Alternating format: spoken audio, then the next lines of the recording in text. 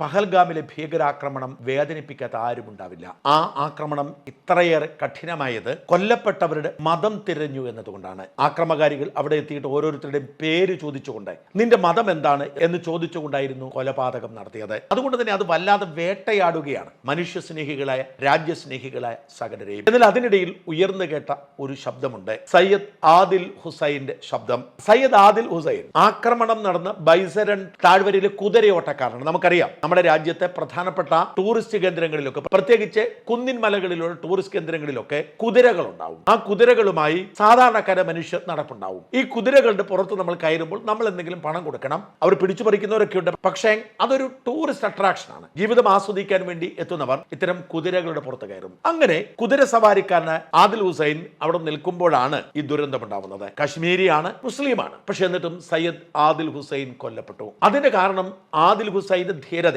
ഹുസൈൻ അവിടെ നിൽക്കുമ്പോഴാണ് ഒരു വിനോദസഞ്ചാരിയെ വെടിവെക്കാൻ വേണ്ടി തോക്ക് ചൂണ്ടിക്കൊണ്ട് ഒരു അജാനബാഹുവായ ഭീകരൻ എത്തുന്നത്. ഹുസൈൻ അയാളോട് മല്ലിട്ടു, അയാളുടെ തോക്ക് പിടിച്ചു മാറ്റി, അയാളെ കീഴ്പ്പെടുത്തി ആ കൊലപാതകത്തിൽ നിന്നും ആ സ്ത്രീയെ രക്ഷിക്കാൻ ശ്രമിച്ചു. പക്ഷെ അപ്പോഴേക്കും മറ്റു ഭീകരർ ഓടിയെത്തി. മുസ്ലിം ആയതുകൊണ്ട്, കശ്മീരി ആയതുകൊണ്ട് വെറുതെ വിട്ട സയ്യിദ് ആദിൽ ഹുസൈനെ അവർ വെടിവെച്ചു കൊന്നു. മറ്റു പലരെയും പോലെ കൈയും കെട്ടി ഇവിടെ നിന്നാൽ തന്റെ കുടുംബം നോക്കാൻ അദ്ദേഹത്തിന് കഴിയുമായിരുന്നു. ഇന്ന് ജീവിച്ചിരിപ്പില്ല.